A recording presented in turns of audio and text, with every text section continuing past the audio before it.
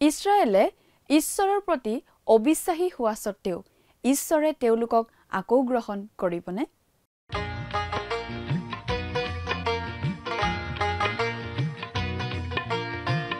আজিৰে পবিত্ৰ ক্ষণতে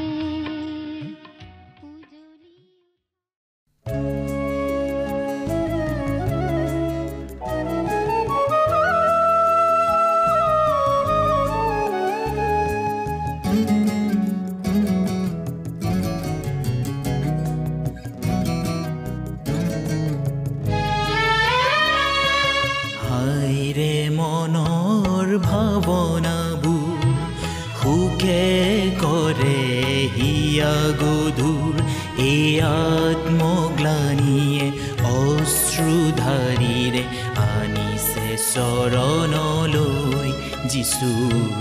হাইৰে মনৰ ভাৱনাবোৰ সুখে কৰে হিয়া গধুৰ এই আত্মগ্লানিয়ে অশ্ৰুধাৰীৰে আনিছে চৰণলৈ যিচুৰ। হাইৰে মনৰ ভাৱনাবোৰ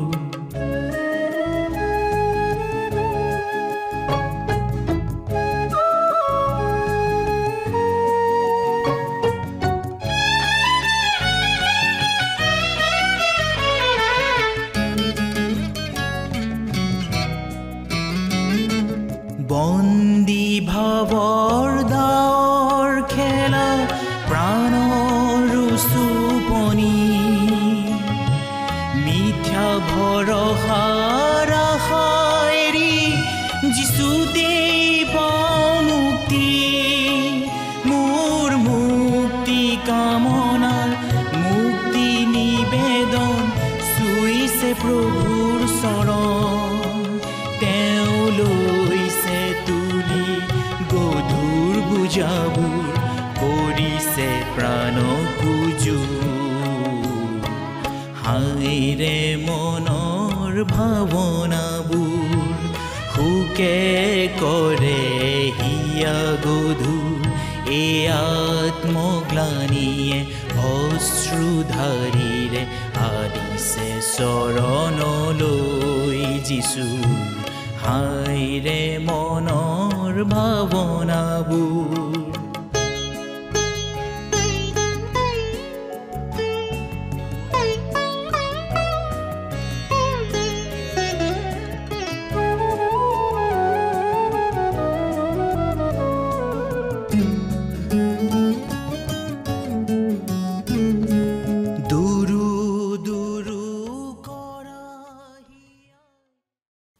নমস্কাৰ, আমাৰ ভক্তিবচন অনুষ্ঠানলৈ আপোনাক স্বাগতম জনাইছোঁ।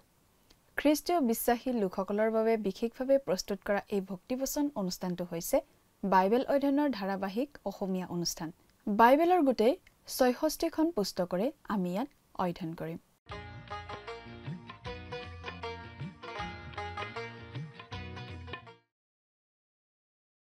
প্ৰিয় দৰ্শক, আপুনি যদি আমাৰ এই অনুষ্ঠানটো নিয়মিতভাৱে শুনি আছে তেনেহলে আপুনি নিশ্চয় জানে যে আমাৰ আগৰটো অনুষ্ঠানত বাইবেলৰ পুৰণি নিয়ম খণ্ডৰ হুছেয়া ভাৱবাদীৰ পুস্তকৰ ২ নম্বৰ অধ্যায়ৰ ১ নম্বৰ পদৰ পৰা ১৭ নম্বৰ পদলৈকে পঢ়ি তাৰ ভিত্তিত আলোচনা আগবঢ়োৱা হৈছিল। আজিৰ অনুষ্ঠানত আমি হুছেয়া ভাৱবাদীৰ পুস্তকখনৰ ২ নম্বৰ অধ্যায়ৰ ১৮ নম্বৰ পদৰ পৰা ৩ নম্বৰ অধ্যায়ৰ ৩ নম্বৰ পদলৈ পঢ়ি তাৰ ভিত্তিত আগবঢ়োৱা আলোচনা শুনিবলৈ পাম। উত্তৰৰ ৰাজ্য ইছৰাইলৰ ৰজা জাৰবিয়মৰ ৰাজত্ব কালত হুছেয়ালৈ ঈশ্বৰৰ বাক্য আহিছিল। ঈশ্বৰে জনাই দিছিল যে ইছৰাইলৰ জনসংখ্যা অতিশয় বৃদ্ধি পাব। ইছৰাইল জাতিটো ঈশ্বৰলৈ ঘূৰিব। উত্তৰ আৰু দক্ষিণ ৰাজ্য পুনৰ একত্ৰিত হ'ব যাতে ১২টা জনগোষ্ঠীয়ে লগ হৈ পুনৰ এটা জাতি গঠন কৰিব। তেওঁলোকে নিজলৈ এজন মুৰব্বী বা অধিপতি নিযুক্তি দিব, যিজন হ'ব মছিহ। আৰু ভৱিষ্যতে তেওঁলোকক তোমালোক মোৰ লোক বুলি ক'ব। ঈশ্বৰে জনাই দিছিল যে ভৱিষ্যতে ইছৰাইলে তেওঁক বালি বা মোৰ নাট বুলি নামাতি ইচি অৰ্থাৎ মোৰ স্বামী বুলি মাতিব। ইছৰাইলে আন সকলো পৰিত্যাগ কৰি তেওঁক মোৰ স্বামী বুলি ক'ব। স্বামী মানে অন্তৰংগ আৰু ব্যক্তিগত আৰু প্ৰেমৰ ওপৰত ভিত্তি কৰি গঢ় লৈ উঠা সম্পৰ্ক। এদিন ইছৰাইলে ঈশ্বৰক তুমি মোৰ স্বামী বুলি ক'ব আৰু ঈশ্বৰে ইছৰাইলৰ মুখৰ পৰা আন নাম আঁতৰাই দিব বুলি কৈছে। ঈশ্বৰে আনকি তেওঁলোকৰ দেশখনৰ জীৱ-জন্তুবোৰৰ বিষয়েও ভাৱবাণী কৰিছিল। ঈশ্বৰে জীৱ-জন্তুবোৰ সৃষ্টি কৰিছিল। এই জগতৰ ওপৰত সিহঁতৰো অধিকাৰ আছে আৰু সেই ভৱিষ্যত দিনত তেওঁ সিহঁতৰ লগত চুক্তি কৰিব। ভৱিষ্যতে আহিবলগীয়া সেই 1000 বছৰীয়া শাসনৰ সময়ত সিংহ আৰু মেৰ পোৱালি একেলগে শুই থাকিব। মেৰ পোৱালিটোৱে একো ভয় নকৰিব। সেই 1000 বছৰীয়া শাসনৰ সময়ত সিহঁত একেলগে শান্তিৰে হ'ব। বাইবেলৰ সকলো ফালে ঈশ্বৰে জীৱ-জন্তুবোৰৰ বিষয়েও চিন্তা কৰা আমি দেখা পাওঁ। তেওঁ সেই দেশখনক আশীৰ্বাদ দিয়াৰ কথাও কৈছে। আচলতে মানুহে প্ৰদূষক। মানুহ ভিতৰৰ পৰা পাপী আৰু বাহিৰৰ পৰাও পাপী। মানুহে স্পৰ্শ কৰা সকলো বস্তুকে দূষিত কৰে। ঈশ্বৰে কৈছে যে তেওঁ এই পৃথিৱীৰ যত্ন ল'ব। আহকচোন এতিয়া আমি মূল আলোচনাটোৰ মাজলৈ আগবাঢ়ি যাওঁ। আমাৰ মহান আৰু পবিত্ৰ পৰিত্ৰাতা যীশুখ্ৰীষ্টৰ নামত আমাৰ সমূহ শ্ৰোতা ৰাজ্যলৈ খ্ৰীষ্টীয় প্ৰেম প্ৰীতি আৰু শুভেচ্ছা জনাই এয়া আপোনালোকলৈ আগবঢ়াইছোঁ পুৰাতন বিধানৰ হোছেয়া পুস্তকৰ পৰা অধ্যয়ন। আজিৰ অধ্যয়নত আহক চাওঁ পুস্তকখনৰ 2 অধ্যায় 18 পদৰ পৰা 3 অধ্যায়ৰ 3 পদলৈকে। আহক আজিৰ আমাৰ অধ্যয়নৰ শাস্ত্ৰাংশ অৰ্থাৎ হোছেয়া 2 অধ্যায় 18 পদৰ পৰা 3 অধ্যায় 3 পদৰ 2 অধ্যায় 18 পদটো পোনচাতেই পাঠ কৰোঁ হওক। আৰু সেইদিনা মই বনৰীয়া জন্তু, আকাশৰ চৰাই আৰু মাটিত বগাই ফুৰা জন্তুবোৰক লৈ তেওঁবিলাকৰ নিমিত্তে এটি নিয়ম স্থাপন কৰিম। আৰু মই ধনু, তৰোৱাল আৰু ৰণৰ সঁজুলি ভাঙি দেশৰ মাজৰ পৰা গুচাম আৰু তেওঁবিলাকক নিৰ্ভয়ে শয়ন কৰাম। প্ৰিয় শ্ৰোতা, আমাৰ দেশত বহুবিধ বন্য প্ৰাণী নিচিহ্ন হোৱাৰ দৰে ইছৰাইলৰ সন্তানসকলৰ দেশতো বন্য প্ৰাণী নিধনযজ্ঞ চলাত বহুবিধ বন্য প্ৰাণী দেশখনৰ পৰা নিচিহ্ন হৈছিল আৰু বৰ্তমানে বহুবিধ ইতিমধ্যে সম্পূৰ্ণৰূপে নিচিহ্ন হৈছে। কিন্তু ঈশ্বৰেই সেই বন্য প্ৰাণীসমূহ সৃষ্টি কৰি বননিত ৰাখিছিল। হাবি বননিত বিচৰণ কৰি জীয়াই থকাৰ লৈ নিয়ম স্থাপন কৰিব। যি কালচোৱাক আমি 1000 বছৰ ৰাজত্বৰ কাল বুলি জানো, শেষৰ কালৰ সেই কালচোৱাত সিংহ আৰু ভেড়া একেলগে থাকিব। বৰ্তমানে একেলগে থাকিলেও ভেড়াবোৰ সিংহবোৰৰ পেটৰ ভিতৰতহে থাকে। কিন্তু সেই কালত সিংহ আৰু ভেড়াবোৰে গাত গা লগাই একেলগে থাকিব, একেলগে বিশ্ৰাম কৰিব, একেলগে বৰ শান্তিৰে জীৱন যাপন কৰিব। আজিকালি মানুহে বন সম্পদ আৰু ভূমিৰ পাৰিপাৰ্শ্বিকতাৰ ভাৰসাম্য বজাই ৰখাৰ কথা বৰকৈ আলোচনা কৰিছে আৰু সেইবোৰৰ ক্ষেত্ৰত পদক্ষেপো লোৱা দেখা গৈছে। সেয়া বৰ ভাল কথা যদি সঁচাকৈয়ে আলোচনাৰ দৰে কাম কৰা যায়। ঈশ্বৰেও যে বন্যপ্ৰাণীৰ কথা চিন্তা কৰে, পৃথিৱীৰ পাৰিপাৰ্শ্বিকতাৰ ভাৰসাম্যৰ কথা চিন্তা কৰে, আপুনি সেই বিষয়ে আপোনাৰ বাইবেলখনত পাইছেনে?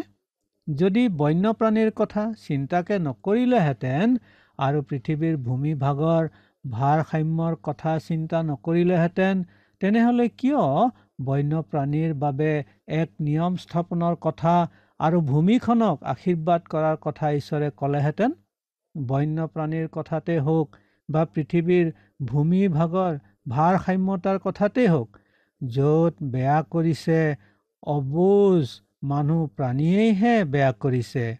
মানুহে য'তেই হাত দিছে সেয়াই নষ্ট পাইছে। গাঁও চহৰ, বাট ঘাট, হাট বজাৰ, বন উদ্যান, নদ নদী, পৰ্বত পাহাৰ আৰু অনুষ্ঠান প্ৰতিষ্ঠান সকলোকে অসুচি কৰিছে। সকলোতে ধ্বংসৰ যজ্ঞ পাতিছে। পৰিৱেশ আৰু পাৰিপাৰ্শ্বিকতা বিষময় হ'বলৈ সেইবিলাকত বিষ বাষ্প বিয়পাই দিছে। ভূমিখণ্ডৰ পৰিৱেশ আৰু পাৰিপাৰ্শ্বিকতাৰ প্ৰদূষণ ঘটাইছে নিৰ্দয় নিষ্ঠুৰ মানৱ প্ৰাণীয়েই। প্ৰকৃততে প্ৰতিটো মানৱ প্ৰাণীয়ে প্ৰতিটো আচৰণকে আচৰি গৈ আছে আৰু আচৰি গৈ থাকিব। সেয়ে জগতখনৰ বন্যপ্ৰাণী আৰু ভূমিখণ্ডৰ পাৰিপাৰ্শ্বিকতাৰ ভাৰসাম্যৰ তত্বাৱধান তেওঁ নিজেই ল'ব আৰু তেওঁৰ 1000 বছৰ ৰাজত্বৰ কালচোৱাত বন্যপ্ৰাণী সংৰক্ষণৰ কাম আৰু পৃথিৱীৰ পাৰিপাৰ্শ্বিকতা আৰু পৰিৱেশৰ ভাৰসাম্য অটুট ৰখাৰ কাম তেওঁ সম্পূৰ্ণ কৰিব। আমি ঈশ্বৰক ধন্যবাদ দিওঁ যে তেওঁ সেই কাম নিজে কৰিব, কাৰণ তেওঁহে সেই সুন্দৰ কামটো কৰিব পাৰিব। সুন্দৰক অসুন্দৰ আৰু কুৎসিত কৰা মানুহে সেই কাম কেতিয়াও কৰিব নোৱাৰিব। 2 অধ্যায় 19 আৰু 20 পদ। আৰু চিৰকাললৈকে তোমাক বাগদান কৰিম, এনেকি ধাৰ্মিকতাত, ন্যায় বিচাৰত, দয়াত আৰু অনুগ্ৰহত তোমাক বাগদান কৰিম। মই বিশ্বস্ততাতেই তোমাক বাগদান কৰিম, তাতে তুমি জিহুৱাক জানিবা। ইয়াত বাগদান কৰা বা কথা দিয়াৰ কথা কোৱা হৈছে। আমি বিবাহিত লোকসকলে জানো আমাৰ বাগদান কৰা কথা বা কথা দিয়া বা জোৰণৰ দিনৰ কথা। আমি বাগদান কৰিছিলোঁ বা দাম্পত্য জীৱনৰ বান্ধোনেৰে বান্ধ খাই জীৱন যাপন কৰাৰ চূড়ান্ত কথা দিছিলোঁ এগৰাকী যৌৱন ভৰা কোমৰী জীয়ৰী এজনীক। সেয়া আছিল আমাৰ জীৱনৰ এক স্মৰণীয় দিন, অজান আৰু অদ্ভুত উপলব্ধিৰ দিন। যিজনীৰ পানী গ্ৰহণ কৰি জীৱনজোৰা জোৰণৰ বাবে কথা দিছিলোঁ, সেইজনীৰ মুখলৈ চাইছিলোঁ, তাইও চাইছিল। দুয়ো জানিছিলোঁ দুয়োৰ হ'বলৈ দুখ আৰু সুখ সকলো সময়তে একেলগে জীৱনৰ দূৰ বাট বুলিবলৈ দুয়োক চূড়ান্ত অংগীকাৰ দিছিলোঁ। ইছৰাইলৰ সৈতে ঈশ্বৰেও তাকে কৰিব বুলি কৈছে। ইছৰাইলে ঈশ্বৰৰ সান্নিধ্যলৈ অহাৰ কি সুন্দৰ আৰু কি মধুৰ অভিজ্ঞতাৰ অংগীকাৰ সেয়া। মানুহে চূড়ান্তভাৱে বাগদান কৰাৰ পাছতো কেতিয়াবা বিশ্বাসঘাতকতা কৰে, কিন্তু ঈশ্বৰৰ নিজৰ সান্নিধ্যত ইছৰাইলক পাবলৈ ঈশ্বৰে যি চূড়ান্ত কথা ইছৰাইলক দিব, তাক তেওঁ কেতিয়াও ভংগ নকৰিব। ইয়াৰে ঈশ্বৰে ইছৰাইলক আচলতে কৈছে, হে কুমাৰী জীয়ৰী ৰূপ ইছৰাইল, মই তোমাক মোৰ কৰি ল'বলৈ ইচ্ছা কৰোঁ। তেওঁ কৈছে ধাৰ্মিকতাত, ন্যায় বিচাৰত, দয়াত আৰু অনুগ্ৰহত তোমাক চিৰকালৰ নিমিত্তে বাগদান কৰিম। চাওক প্ৰিয় শ্ৰোতা, যে মোচীৰ বিধানৰ অধীনতো দয়া আছিল। প্ৰেমত বিধান নিহিত থকাৰ দৰেই বিধানতো প্ৰেম বা বৰ্তমানে ইছৰাইল জাতিটো স্বদেশলৈ ঘূৰি যোৱাটো তেওঁলোক স্বদেশলৈ ঘূৰি যোৱা বা ভগৱানীৰ সম্পূৰ্ণ সিদ্ধিকৰণ নহয়। কাৰণ ঈশ্বৰে যেতিয়া ইছৰাইল জাতিটোক নিজলৈ আকৰ্ষণ কৰি তেওঁৰ নিজৰ কৰি লোৱাৰ উদ্দেশ্যে বাগদান কৰিব, তেতিয়া তেওঁ তাকে ধাৰ্মিকতা, ন্যায়, দয়া আৰু অনুগ্ৰহত কৰিব। কিন্তু আজিৰ ইছৰাইল জাতিটো ঠিক আন এটা জাতিৰ দৰেই চলিছে। বহুতে ভাবে যে এই জাতিটো অনৰ্থক ৰূপে বৰ বৰ্বৰ, কিন্তু নিজৰ অস্তিত্বৰ কাৰণেই তেওঁলোকে কঠোৰ হৈয়ে শত্ৰুক প্ৰতিৰোধ কৰিবলগীয়া হৈছে। কঠোৰ প্ৰতিৰক্ষাৰ ব্যৱস্থাতে জাতিটো তিষ্ঠি থাকিবলগীয়া হৈছে। ভগৱানীত কোৱাৰ দৰে তেওঁলোক এতিয়াও স্বদেশলৈ প্ৰত্যাৱৰ্তন কৰা নাই। স্বদেশলৈ ঘূৰি গ'লেও তেওঁলোকে প্ৰভুলৈ ঘূৰা নাই। কাৰণ তেওঁলোক যেতিয়া প্ৰভুলৈ ঘূৰিব, তেতিয়া তেওঁলোক প্ৰভুৰ আশীৰ্বাদৰ অধিকাৰী হ'ব। ঈশ্বৰে কৈছে, মোৰ বিশ্বস্ততাত তোমালোকক মোৰ বাগদান কৰিম। অতীত কালত এই জাতিটো কেতিয়াও বিশ্বাসী নাছিল। সঁচা কথা ক'বলৈ গ'লে এই জাতিটো আছিল আজিৰ আমাৰ বিশ্বাসৰ পৰা খহি পৰা মণ্ডলীৰ নিচিনা। তেওঁৰ বিশ্বস্ততাত ঈশ্বৰে যেতিয়া জাতিটোক বাগদান কৰিব, তেতিয়া তেওঁলোকে জানিব যে তেওঁ জিহুৱা। তেওঁলোকে প্ৰভু যীশুখ্ৰীষ্টক কিন্তু আজিও জনা নাই যে তেওঁৱেই জিহুৱা। নাই প্ৰিয় শ্ৰোতা, তেওঁলোকে সেই আটাইতকৈ প্ৰয়োজনীয় সত্যতাটো আজিও জনা নাই। কিন্তু সেইদিনা তেওঁলোকে তাকে জানিব। 21 পদ। আৰু জিহুৱাই কৈছে, সেইদিনা মই প্ৰাৰ্থনাৰ উত্তৰ দিম, আকাশমণ্ডলে পৃথিৱীক উত্তৰ দিব, মই আকাশমণ্ডলক উত্তৰ দিম। সেইদিনা বুলি কৈ ইয়াত শেষকালৰ কথালৈকে আঙুলিওৱা হৈছে। শেষকালৰো সেই কালছোৱাক আঙুলিওৱা হৈছে, যি কালত পৃথিৱীত মহাক্লেশ হ'ব আৰু নিজৰ ৰাজ্য পাতি ন্যায়, শান্তি আৰু সত্যতাৰে প্ৰভুৱে শাসন কৰিব। সেই কালত ঈশ্বৰে আকাশমণ্ডলক উত্তৰ দিব আৰু আকাশমণ্ডলে পৃথিৱীক উত্তৰ দিব। আন কথাত আকাশমণ্ডল আৰু পৃথিৱী পাৰস্পৰিক সম্বন্ধ আৰু সহযোগেৰে চলিব। 22 পদ। পৃথিৱীয়ে শস্য, দ্ৰাক্ষাৰস আৰু তেলক উত্তৰ দিব আৰু সেইবোৰে জিজৰিয়েলক উত্তৰ দিব। ইয়াত জিজৰিয়েল মানে হৈছে যে ঈশ্বৰে ইছৰাইলৰ সন্তানসকলক সিঁচৰতি কৰিব বা চাৰিওফালে সিঁচিব, কিন্তু শেষৰ দিনা ঈশ্বৰে তেওঁলোকক পুনৰ আকৌ একেলগে গোটাব। 23 পদ, মোৰ নিজৰ নিমিত্তে মই জিজৰিয়েলক দেশত ৰুম, দয়া নোপোৱাজনীক দয়া কৰিম, আৰু তুমি মোৰ প্ৰজা বুলি মোৰ প্ৰজা নোহোৱাবিলাকক ৰুম, আৰু তুমি মোৰ ঈশ্বৰ বুলি তেওঁবিলাকে মোক ক'ব। হোছেয়া 2 অধ্যায় 22 আৰু 23 পদ দুটাই আমি 1 অধ্যায়ত পাই অহা গোমৰৰ সন্তানসকলৰ কথাকে আঙুলিয়াইছে। ঈশ্বৰে যে তেওঁলোকক পুনৰ গোটাব সেয়াই কেৱল নহয়, কিন্তু মৰম চেনেহৰ পৰা বঞ্চিত হোৱা বেশ্যাজনীৰ সন্তানৰ দৰেও আৰু তেওঁলোকে থাকিব নালাগিব। ঈশ্বৰে তেওঁলোকক দয়া কৰিব। আজি ইছৰাইল ঈশ্বৰৰ লোক নোহোৱাৰ দৰে হৈ আছে, কিন্তু শেষৰ দিনা ঈশ্বৰে তেওঁলোকক তেওঁৰ লোক বুলি ক'ব আৰু তেওঁলোকেও ঈশ্বৰক তেওঁলোকৰ ঈশ্বৰ বুলি ক'ব। প্ৰিয় শ্ৰোতা, আজি তেওঁলোকে প্ৰভু যীশুক তেওঁলোকৰ ঈশ্বৰ বুলি কোৱা নাই, তেওঁলোকে তেওঁলৈ ঘূৰা নাই। গতিকে এই ভাৱবাণীখিনিও 1000 বছৰ ৰাজত্বৰ কালৰহে ভাৱবাণী।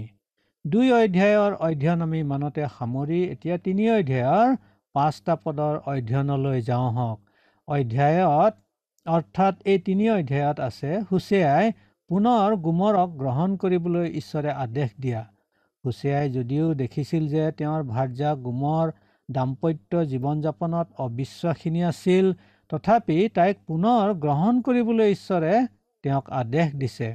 3 অধ্যায় 1 পদ, আৰু জিহুৱাই মোক ক'লে, ইছৰাইলৰ সন্তানবিলাকে ইতৰ দেৱতালৈ মুখ কৰাটো আৰু শুকান দ্ৰাক্ষাগুটিৰ লদা ভাল পোৱাটো জিহুৱাই তেওঁবিলাকক প্ৰেম কৰাৰ দৰে তুমি পুনৰাই গৈ উপপতিৰ প্ৰিয়া আৰু বেবিচাৰিণী তিৰোতাজনীক প্ৰেম কৰা। উপপতিৰ প্ৰিয়া আৰু বেবিচাৰিণী মানে হোছেয়াৰে ভাৰ্যা, কিন্তু পৰপুৰুষৰ সৈতে সম্বন্ধ ৰখা আৰু অতি অসৎ চৰিত্ৰৰ তিৰোতা।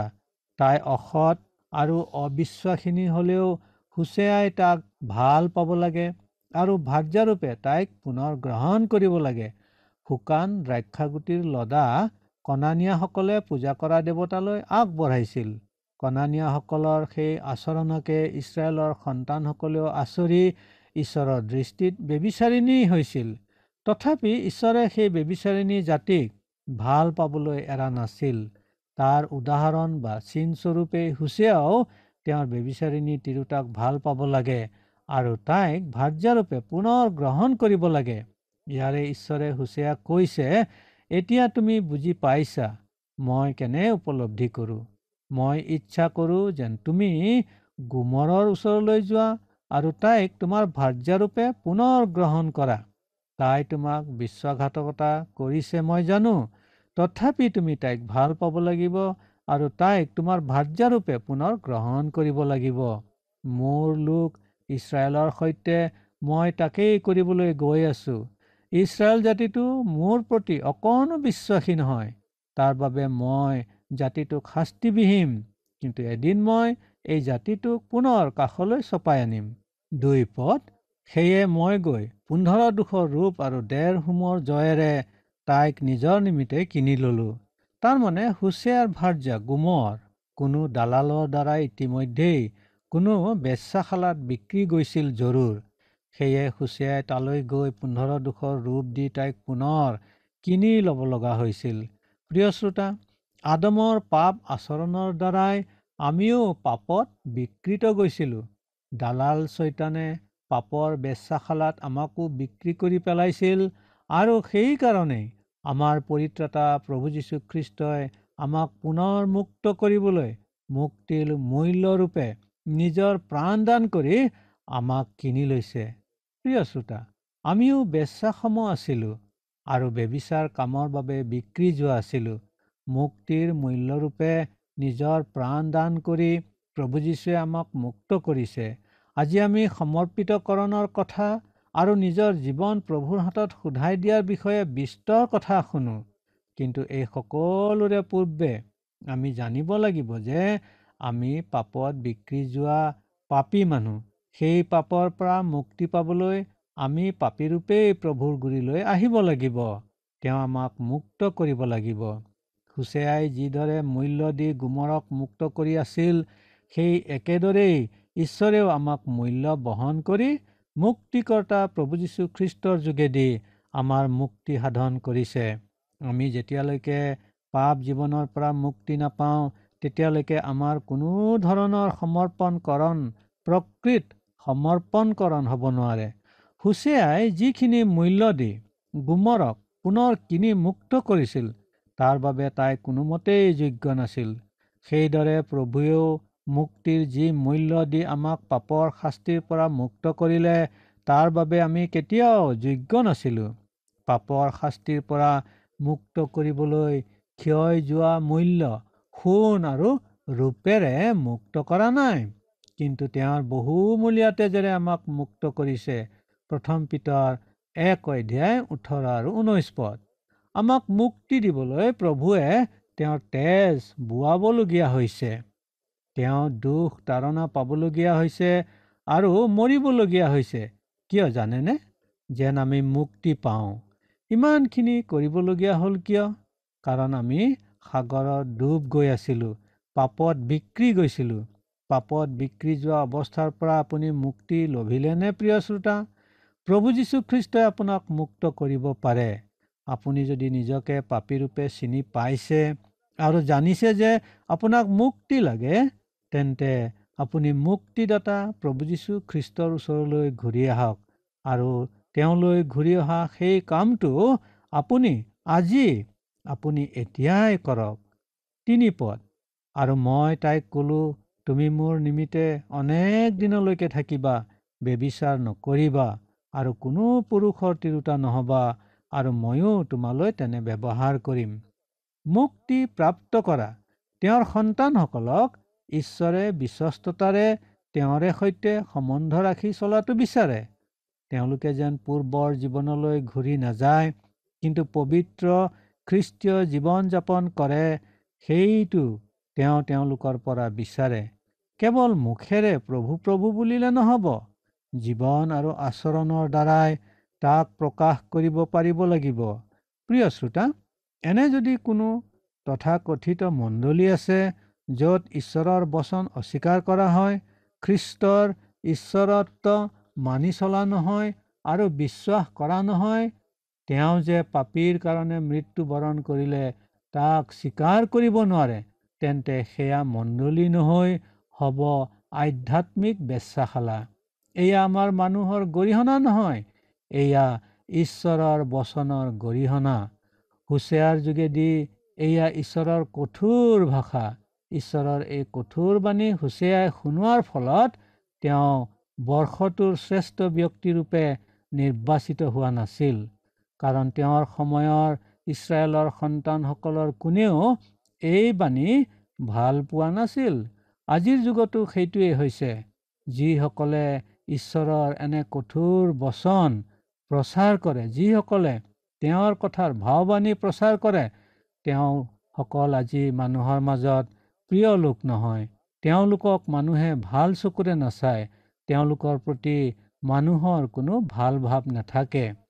হুছেয়াই কৰা কাৰ্যৰ বাবে তেওঁৰ সমাজ ইছৰাইলৰ মাজত তেওঁ জনপ্ৰিয় হোৱা নাছিল, কাৰণ তেওঁ যি কাৰ্য কৰি ঈশ্বৰৰ পৰিকল্পনা ইছৰাইলৰ সন্তানসকলক জনাইছিল, তাৰ যোগেদি তেওঁ ইছৰাইলৰ সন্তানসকলক আচলতে এই কথা কৈছিল, তোমালোক গোটেই জাতিটোৱেই এক বেশ্যাশালাত পৰিণত হ'লা।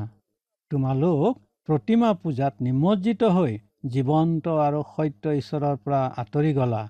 প্ৰিয় শ্ৰোতা, ইছৰাইল জাতিটোৱেই বুলি কেৱল কিয়, জীৱন্ত আৰু সত্য ঈশ্বৰৰ পৰা আঁতৰি থকা পৃথিৱীৰ প্ৰতিটো জাতি, প্ৰতিটো সমাজ, এনেকৈ প্ৰতিগৰাকী ব্যক্তিয়ে যি বেশ্যাশালাৰ নিচিনা, সেই বেশ্যাশালাত বিক্ৰী যোৱা গোমৰৰ বন্ধনৰ জীৱনৰ পৰা মুক্তিদান কৰিবলৈকে প্ৰভু যীশুখ্ৰীষ্ট এই জগতলৈ আহিছিল আজিৰ পৰা 2000 বছৰৰ পূৰ্বে। জীৱনৰ মুক্তিৰ কাৰণে আজি যিমান লোক সেই জনা পৰিত্ৰাতা মুক্তিদাতা প্ৰভুৰ কাষ চাপিছে, তেওঁলোক আটাইয়ে মুক্ত আৰু সুখী হ'ব পাৰিছে। আপুনিও হ'লনে প্ৰিয় শ্ৰোতা? ঈশ্বৰে আপোনাৰ জীৱনত তাকে কৰিবলৈ আপোনাকো সমৰ্থ দান কৰিব। যদি আপুনি নিজকে চিনি পায় যে আপুনিও পাপী, আপুনিও সেই বেশ্যাশালা, আপুনিও পাপত বিক্ৰী গৈছে আৰু দালাল চৈতানে আপোনাক সেইদৰে সেই পাপৰ বেশ্যাশালাত বিক্ৰী কৰিছে, তেন্তে আপোনাৰ এটাই উপায় আছে, আৰু সেই উপায়টো হৈছে যে আপুনি প্ৰভু যীশু খ্ৰীষ্টৰ গুৰিলৈ আহিব লাগে। তেওঁৰ যি পৰিত্ৰাণ, সেই পৰিত্ৰাণ আপুনি গ্ৰহণ কৰিব লাগে, তেওঁত বিশ্বাস স্থাপন কৰি, আৰু তেওঁক আপোনাৰ জীৱনৰ পৰিত্ৰাতা আৰু প্ৰভুৰূপে গ্ৰহণ কৰি, আৰু সেই কামটো কৰিবলৈ পিছলৈ আপুনি পেলাই নথব, কাৰণ পিছৰ সময়খিনি আপোনাৰ হয়নে নহয় সেই কথা আপুনি নাজানে, ময়ো নাজানো, পৃথিৱীৰ কোনেও নাজানে। এতিয়া আৰু আজি বোলা সময়টোহে আমাৰ হাতৰ সময়। এই সময়তেই আমি সেই প্ৰয়োজনীয় কামটো কৰিব পাৰোঁ আৰু আমি পাপৰ পৰা মুক্তি লাভ কৰিব পাৰোঁ, মুক্তিকৰ্তা প্ৰভু যীশু খ্ৰীষ্টৰ জৰিয়তে। এই কামটো আজি যিমানে কৰিছে তেওঁলোক আজি মুক্ত, আৰু তেওঁলোক আজি পৰিত্ৰাণৰ অধিকাৰী, তেওঁলোক আজি অনন্ত জীৱনৰ অধিকাৰী হৈছে। আৰু সেই অনন্ত জীৱন আমি শেষকালত যেতিয়া প্ৰভু ঘূৰি আহিব, তেওঁৰে সৈতে আমি যেতিয়া স্বৰ্গত থাকিম, তেতিয়া সেই মুক্ত, সুখী আৰু অনন্তকালে থকা জীৱনৰ আমিও ভাগী হ'ব পাৰিম। আপুনি এই কামটো কৰিলেনে প্ৰিয় শ্ৰোতা? সেই কামটো কৰিব পাৰিবলৈ ঈশ্বৰে আপোনাক আশীৰ্বাদ কৰক। নমস্কাৰ।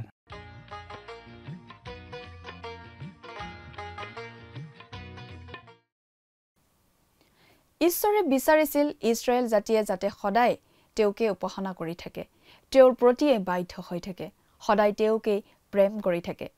কিন্তু ইছৰাইল জাতিয়ে তেনে কৰা নাছিল। তেওঁলোকে ঈশ্বৰলৈ পিঠি দি আন আন সেৱা উপাসনাত লিপ্ত হৈছিল, ঈশ্বৰৰ প্ৰতি অবিশ্বাসী হৈছিল।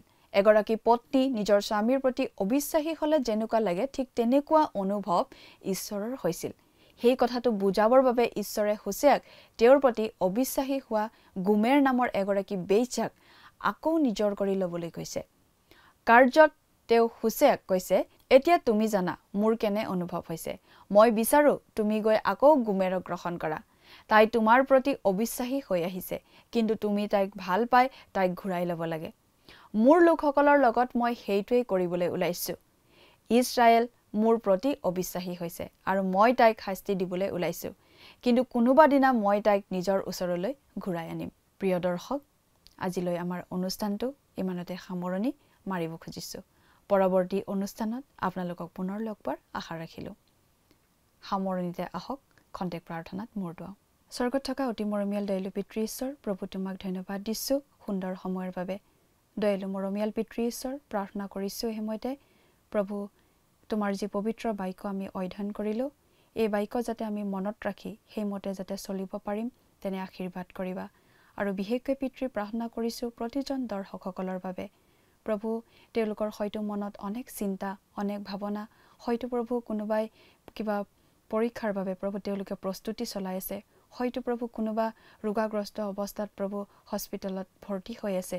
সকলো তোমাৰ হাতত সমৰ্পণ কৰিছোঁ প্ৰভু। তেওঁলোকৰ সকলো চিন্তাৰ ভাৰ তুমি লোৱা, আৰু তেওঁলোকে যি যি চিন্তাত প্ৰভু আছে তাৰ পৰা প্ৰভু তেওঁলোকক তুমি মুক্ত কৰিবা, আৰু তেওঁলোকে আনন্দ মনেৰে সৈতে যাতে তোমাৰ চৰণত ওচৰ চাপিব পাৰে তেনে আশীৰ্বাদ প্ৰভু তুমি দান কৰা। এই সকলো যাচনা মহান ত্ৰাণকৰ্তা প্ৰভু যীশু খ্ৰীষ্টৰ নামত অৰ্পণ কৰিছোঁ।